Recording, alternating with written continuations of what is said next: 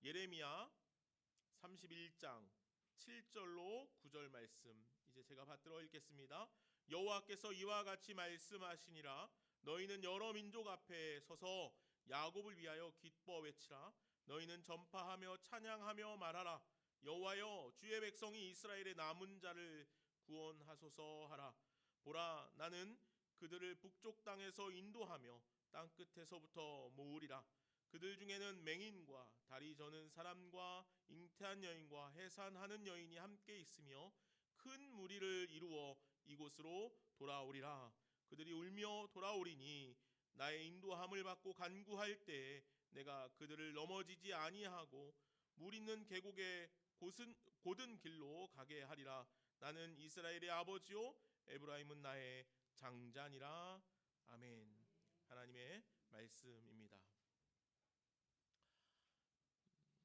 어느덧 한 해의 마지막 주일 예배를 드리게 되었습니다.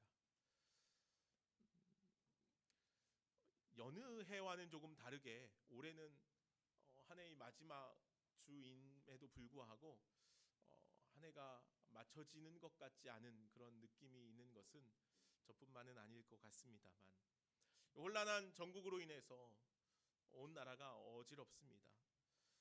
이러한 때에 믿음의 사람들은 어떤 행보를 보여야 할지 고민되지 않을 수 없습니다. 더욱 깨어 기도하며 진리 안에 거해야 하는 것이 오늘 이 시대에 믿음의 삶을 살아가는 이들의 삶의 길이라는 것은 또다시 한번 생각하지 않을 수 없게 됩니다. 더불어 한 해를 마무리하면서 우리는 또 이런 질문을 하지 않을 수 없습니다. 올 한 해 어떻게 보냈는가? 이것은 우리의 통상적인 물음일 것입니다. 더 나아가서 오늘 우리들은 이런 질문을 해야 합니다. 나는 믿음의 자녀답게 살았는가?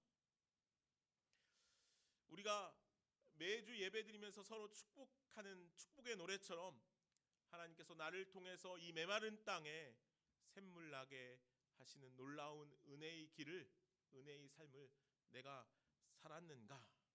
하나님의 축복의 통로가 내가 되어 왔는가? 나를 통해서 하나님의 복음의 역사가 흘러가게 되었는가? 아니면 나를 통해서 복음이 멈추지는 않았는가? 이런 돌아봄의 시간이 되면 사실 누구도 떳떳하거나 당당하게 내가 잘 살았노라 라고 이야기하기는 어려울 것 같습니다. 마땅히 해야 했지만 하지 못한 일들이 많이 있을 것이며, 하지 말아야 했지만 행하고 말았던 그런 실수들, 잘못들도 우리 안에 참 많이 있기 때문일 것입니다. 나의 삶이 주님의 말씀대로 살아난 시간이 얼마나 되는지 사실은 가늠하기도 어려울 정도로 우리의 삶이 어렵고 힘겨운 삶은 아니었는가 하는 생각도 해봅니다. 사실 막상 한 해의 마지막 주 예배를 준비하면서 그런 마음이 제 안에 또 한없이 밀물처럼 밀려와서 부끄러움을 이겨내기 어려운 시간들이었음에 틀림없습니다. 그럼에도 여전히 우리 가운데 역사하시며 우리를 붙들어 세우시는 여호와 하나님께서 우리 예배 가운데 오늘도 우리를 불러 세워 주시는 줄로 믿습니다.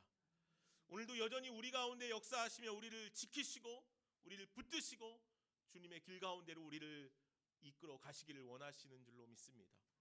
때문에 지난 시간의 아쉬움과 마땅치 못한 일들 가운데서도 여전히 우리는 오늘도 우리를 빛으로 이끄시는 그 주님의 은혜의 빛으로 나아갈 수 있는 저와 여러분들이 되어지기를 간절히 소망합니다. 분명한 것은 주님은 여전히 우리의 모든 시간 속에 함께 동행하시는 분이시라는 사실입니다. 주님께서는 저와 여러분들의 모든 시간과 상황 속에 함께 하시는 분이신 줄로 믿습니다. 우리가 물 가운데로 지나갈 때에도 주님께서는 우리와 함께 계셨고, 우리가 불 가운데로 지날 때도 우리를 지키시고 함께 하시는 분이십니다. 우리가 지쳐 넘어진 그 자리에서 주님은 우리를 위하여서 새롭게 주님의 길들을 열어 보이시는 줄로 믿습니다. 주님께서 인도하시고 예비하시고 펼쳐 보이시는 그 은혜의 길을 향해서 다시 한번 우리의 믿음의 걸음을 내디딜 수 있는 저와 여러분들이 되기를 간절히 소망합니다. 우리가 오늘 예레미야 31장의 말씀을 살펴보았습니다. 이 예레미야 말씀은 예레미야 선지자를 통하여서 하나님께서는 다른 선지자들하고는 조금 다르게 굉장히 많은 책망, 채찍의 말씀들을, 심판의 말씀들을 하셨습니다. 물론 이사야 선지자를 통해서도 그러했고 호세아 선지자를 통해서도 다른 많은 예언자들, 선지자를 통해서 하나님께서는 이스라엘 백성들의 죄악과 잘못들을 책망하셨지만 예레미야 선지자를 통하여서는 끝없는 책망, 끝없는 채찍의 심판의 말씀들을 전해주셨습니다. 그래서 사실 예레미야 선지자 당사자의 입장에서는 그 하나님의 책망의 말씀들을 전하는 것이 너무도 어려웠지요. 그래서 우리는 흔히 예레미야 선지자를 눈물의 선지자라 그렇게 표현하기도 합니다. 물론 그가 하나님의 말씀을 전하면서 심한 고난과 많은 사람들로부터 어려움을 당했기 때문에 눈물을 흘려서 눈물의 선지자이기도 하지만 예레미야 선지자에게 허락하신 그 하나님의 책망의 말씀, 심판의 말씀들이 너무도 크고 감당하기 어려워서 예레미야가 늘 눈물 흘릴 수밖에 없었습니다. 그래서 예레미야 선지자를 우리는 눈물의 선지자라 그렇게 부르기도 하는 것이죠. 그런데 오늘 그렇게 하나님의 심판과 이 책망의 말씀들을 수없이 전했던 예레미야 선지자도 오늘 본문에서는 이스라엘 백성들에게 회복과 은혜의 말씀들을 선포하고 계시다는 것이죠. 사실 예레미야 선지자가 그처럼 많은 심판의 말씀들, 책망의 말씀들을 전하는 그 시대는 이스라엘 백성들에게는 굉장히 큰 좌절과 낙심의 시대이기도 했습니다. 그들에게는 조금도 희망이나 소망을 찾아볼 수 없는 그런 시대를 살고 있는 사람들로 가득했습니다. 그들은 분명 사랑받는 하나님의 자녀들이고 하나님의 백성들이었음에 틀림없지만 그럼에도 그들 가운데 넘쳐나는 죄악, 그럼에도 그들 가운데 좌절할 수밖에 없는 삶의 환경들로 인하여서 그들은 희망을 찾을 수 없는 삶을 살아갔다는 것이죠.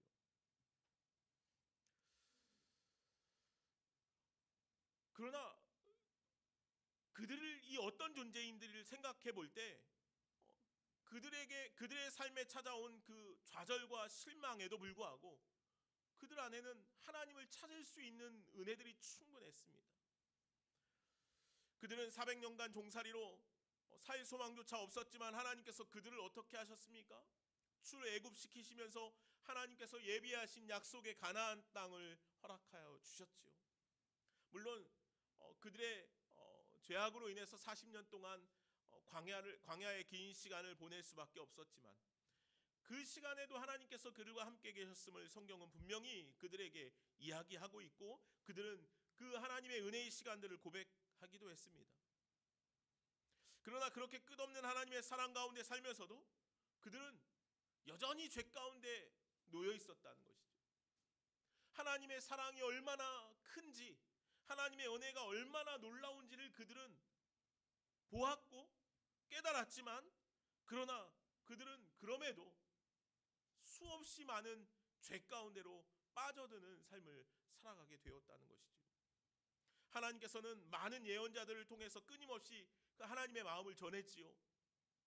돌아오라, 돌아오라. 하나님께서 그들에게 하나님의 마음을 얼마나 수없이 전했습니까? 그러나 그 마음이 잘 전달되지 않았어요. 어리석은 탕자처럼 하나님 아버지의 마음을 계속 아프게 하는 삶을 살아가는 것이 이스라엘 백성들입니다. 그래서 끝내 어떻게 됩니까? 하나님께서 그들을 이방에 넘겨버리시지 않습니까? 그리고 끝내 예루살렘은 처참하게 바벨론에 의해서 짓밟혔고 성전은 무너져 내리고 말았습니다.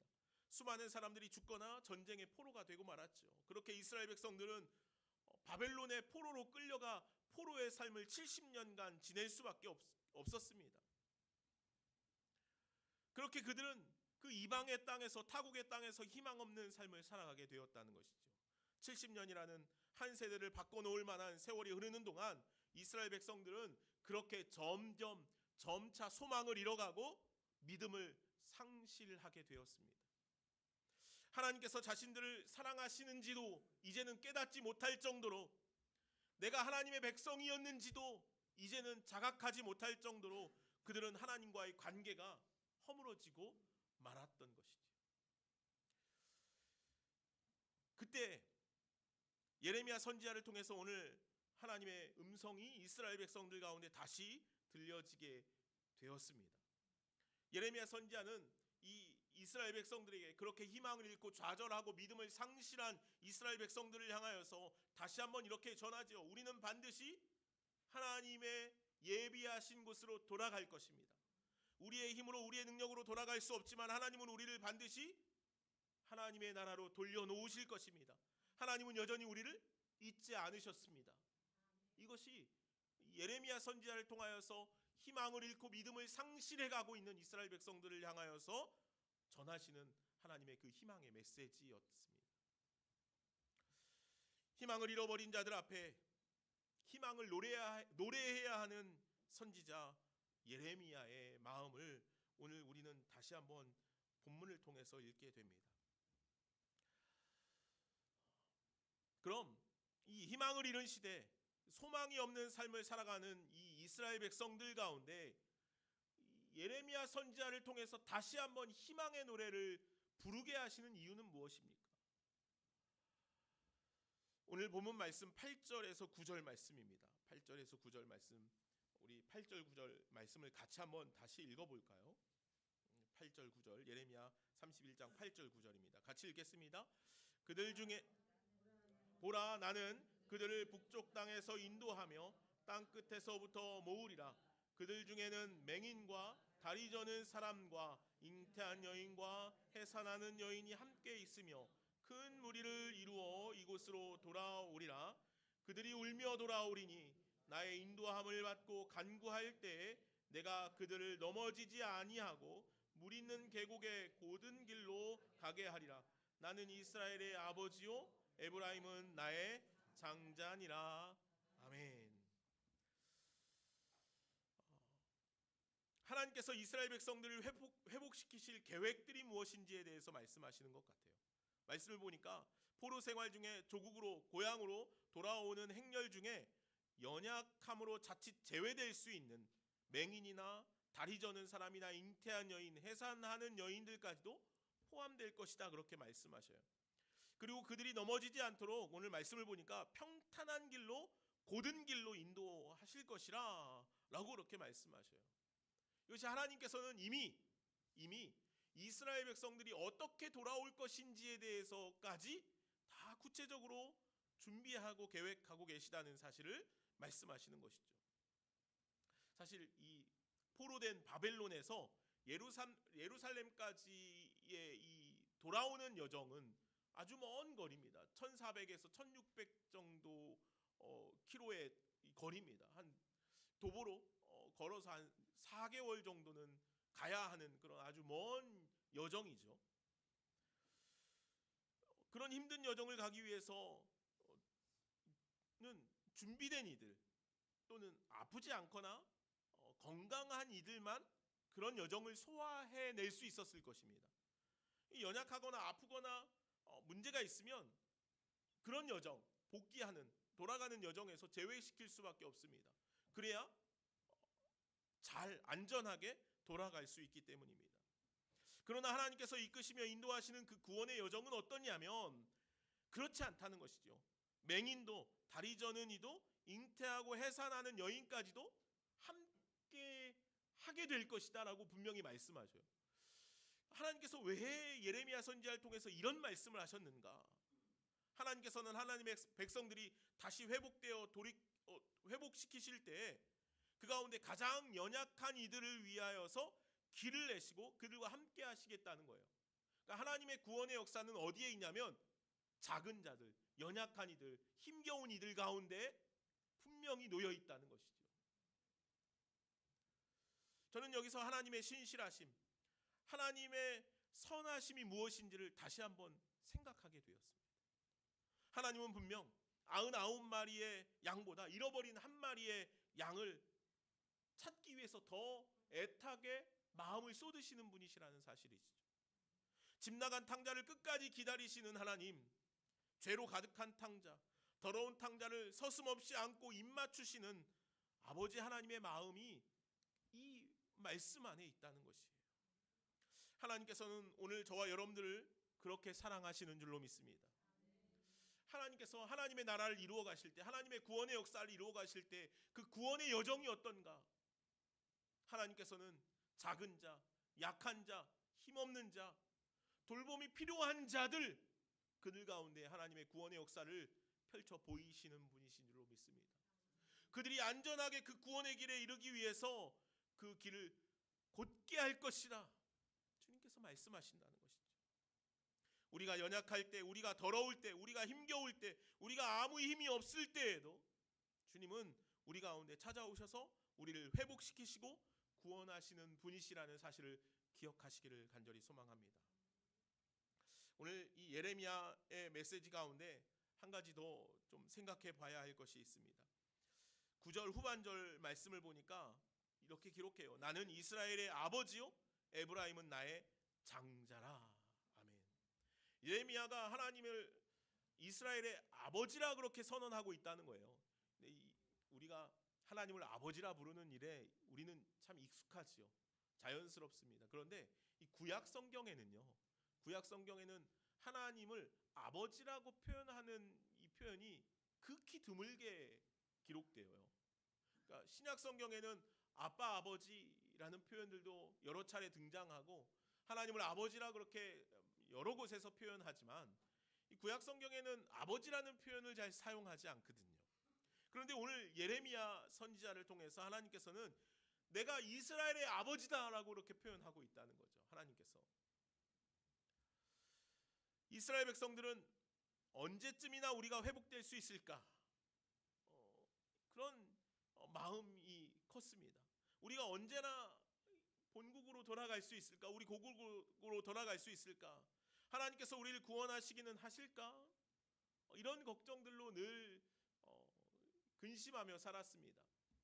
분명히 예언의 말씀들이 있으니까 그 예언의 말씀들을 믿는 이들 가운데는 분명히 우리가 다시 회복돼서 돌아가기는 할 텐데 언제가 될 것인가? 하나님께서 우리를 잊은 것은 아니겠지. 그런 마음들이 많았다는 것입니다. 그러나 오늘 이스라엘 백성들, 하나님의 백성들에게 중요한 것은 그들 가운데 어떤 일이 펼쳐질 것인가의 문제가 아니라 하나님과 나의 관계가 어떤 관계인가라는 것입니다. 하나님의 백성이 소망해야 할 단 한 가지는 뭐냐면 내가 지금 하나님과 어떤 사이인가라는 거예요. 이게 중요하다는 거예요. 하나님께서 어떻게 구원하실 것인가? 하나님께서 누구를 구원하실 것인가? 하나님께서 언제 구원하실 것인가가 아니라 하나님과 나는 내가 어떤 관계 안에 머물러 있는가? 우리가 본질적으로 날마다 해야 할 질문이 그런 거라 그것이라는 거죠. 그분이 나에게 어떤 존재인가라는 거예요. 이 존재론적인 문제가 하나님과 나 사이에 해결되어야 한다는 것이죠. 하나님께서는 지금 이스라엘 백성들을 향해서 뭐라고 말씀하시냐면 내가 너희를 어떻게 언제 구원하실 것인가? 너희들이 당하고 있는 지금 그 고난을 내가 어떻게 해결해 줄 것인가를 말씀하시는 것이 아니라 내가 너의 아버지라 그렇게 표현하고 계시다는 것이죠. 다른 건 말씀하지 않으셔요. 내가 너의 아버지라는 거예요. 내가 너의 아버지. 너는 나의 장자라는 것이죠. 이것보다 더 확실한 희망이 어디 있겠습니까? 그렇죠? 이것보다 더 확실히 나를 증명할 수 있는 것이 어떤 것이 있겠습니까? 내가 기도했더니 어떤 문제들이 해결되었습니다. 내가 계획하고 준비한 것들이 어떻게 성과를 이루었습니다. 이런 것들로 하나님과 나 사이를 증명할 수 있지 않다는 거예요. 요한복음 5장 말씀해 보면 베데스다 연못에서 38년 동안 지내던 병자 이야기가 기록되지 않습니까? 예수님께서 그곳에 가셔서 이 38년 동안 병든 이 사람에게 묻습니다. 뭐라고 묻습니까? 내가 낫기를 원하니? 너 낫기를 원하냐? 라고 묻지요. 그러면 뭐라고 대답하면 되겠습니까? 네, 제가 낫기를 원해요, 예수님. 주님, 나를 좀 고쳐주세요. 그렇게 말하면 되지 않습니까? 그런데 이 병자는 그렇게 말하지 않습니다. 내가 낫기를 원하냐라고 말했더니 이 병자는 38년 된 병자는 이렇게 말합니다. 주여, 물이 움직일 때에 나를 못에 넣어주는 사람이 없어 내가 가는 동안에 다른 사람이 먼저 내려가나이다. 이 무슨 말입니까? 주님, 보세요. 내가 38년 동안 여기 있었는데 왜 내가 38년 동안 있었냐면 저 못에 먼저 이 움직일 때 들어가면 병이 낫는다고 해서 여기 있는데 아무도 나를 저곳에 옮겨주는 사람이 없어요. 자기들이 먼저 다 들어가려고 해요. 나도 먼저 들어갈 수 있는 힘이 없어요. 나는 걷지 못하니까. 그래서 나에겐 희망이 없어요. 저기는 저 사람들요, 나를 생각해주는 사람 아무도 없어요. 저 사람들에게도 희망이 없어요. 지금 그런 말을 하고 있는 거예요. 지금 그는 자신이 처한 상황에만 집중해 있죠. 자신이 놓인 형편에만 매몰되어서 자신이 지금 누구와 대화하고 있는지, 자신에게 그 물음을 하고 있는 사람이 누구인지에 대해서는 전혀 생각하고 있지 않았다는 거죠. 오늘 예수님과 함께 있는, 예수님과 함께 대화하고 있는 그 38년 된 병자에게 소망이 있습니까? 없습니까? 소망이 있죠. 왜요? 지금 예수님께서 그와 함께 계시거든요. 그에게 질문하고 있는 분이 누구십니까? 예수님이기 때문이죠. 그런데 이 38년 된 병자는요, 예수님과 대화하고 있음에도 불구하고 자신에게 희망이 없다고 이야기하고 있는 거예요. 예수님께서 자신에게 찾아와서 자신과 함께 하고 있음에도 불구하고 그 38년 된 병자는요, 주님, 나에게 희망이 없어요. 나에게 소망이 없어요. 그렇게 말하고 있다는 것이죠. 그러나 어떻습니까? 예수님께서 묻고 있지 않습니까? 내가 낫기를 원하느냐? 이 병자에게 희망이 있습니까? 없습니까? 소망이 있습니까? 없습니까? 예수님께서 찾아오셨는걸요? 예수님께서 그에게 묻고 계신걸요? 그가 38년 동안 소망 없이 살아왔다 하지만 이제 주님께서 그의 곁에 찾아오셨다는 것입니다. 그에게 말씀하고 계시다는 것입니다. 그래서 그에게는 희망이 있습니다. 그에게는 소망이 생겨날 수밖에 없는 것이죠. 주님께서 말씀하시죠. 일어나 내 자리를 들고 걸어가라. 아멘. 사랑하는 여러분, 오늘 여러분들의 삶에 희망이 있습니까? 아멘. 우리의 삶에 매몰되어서 우리는 때로 하나님께 그런 기도를 수도 없이 하죠. 하나님, 내 상황을 해결해 주십시오. 내 문제를 해결해 주십시오. 하나님, 나에게 이런 어려움이 있습니다. 이런 고민이 있습니다. 기도해야죠. 그런데 우리가 그 문제에만 매몰될 때 내가 지금 누구와 관계하고 있는지, 하나님께서 나에게 어떤 분이신지, 하나님과 나 사이에 어떤 관계가 형성되어져 있는지 우리는 잊고 살아갈 때가 너무도 많다는 것입니다. 오늘 주님께서 우리에게 말씀하셔요. 나는 내 아버지라. 나는 내 아버지. 너는 나의 장자니라. 주님께서 말씀하신다는 것이죠. 그래서 예레미야가 희망을 선포하고 있는 그 시대, 사람들은 모두 다 희망이 없어 보였지만 주님께서 여전히 그들의 아버지가 되시기에 그들에게는 희망이 있는 줄로 믿습니다. 오늘 38년 된 병자, 그는 38년 동안 자신에게도 다른 사람에게도 희망을 찾을 수 없는 삶을 살았지만 예수님을 만난 그 순간, 예수님과 함께하는 그 순간 그에게는 새로운 희망이 솟아나는 줄로 믿습니다. 그래서 그는 일어나, 주님께서 말씀하신 대로 일어나 걷는 자가 되었습니다. 사랑하는 여러분, 오늘 예레미야 선지자는 예레미야 29장 11절 말씀에 우리에게 이렇게 말씀합니다. 여호와의 말씀이니라. 너희를 향한 나의 생각을 내가 아나니 평안이요 재앙이 아니니라. 너희에게 미래와 희망을 주는 것이니라. 아멘. 길이 없는 곳에 길을 내시는 분, 희망이 없는 곳에 희망과 미래를 선포하시는 분이 바로 우리 하나님 아버지인 줄로 믿습니다. 우리의 삶에는 늘 어려움이 있고 고난이 있고 힘겨움이 찾아옵니다. 그러나 여전히 주님은 우리의 아버지가 되시는 줄로 믿습니다. 그 하나님을 소망하고 살아갈 수 있는 저와 여러분들이 되기를 간절히 바랍니다. 기도하겠습니다. 사랑과 은혜가 많으신 하나님 감사합니다. 희망이 없는 시대를 살아가고 있었던 이스라엘 백성들이었지만 하나님께서는 오늘도 그들에게 말씀하십니다. 내가 너희의 아버지가 되느니라. 너희는 나의 장자니라. 주님 분명 말씀하여 주셨습니다. 38년 동안 전혀 희망을 어디서도 찾아볼 수 없었지만 예수님을 만난 그 시간 그 자리에서부터 그 병자에게 희망이 생겼습니다. 주님, 오늘 우리의 삶도 그렇습니다. 어느 곳에서도 희망을 찾을 수 없는 것 같지만 그러나 주님, 오늘도 여전히 우리의 아버지 되시는 하나님을 희망합니다. 하나님만을 희망합니다. 하나님과 늘 동행함으로 우리의 삶이 주님의 소망 안에 거하게 하여 주옵소서. 감사함이 예수님의 이름으로 기도하옵나이다. 아멘.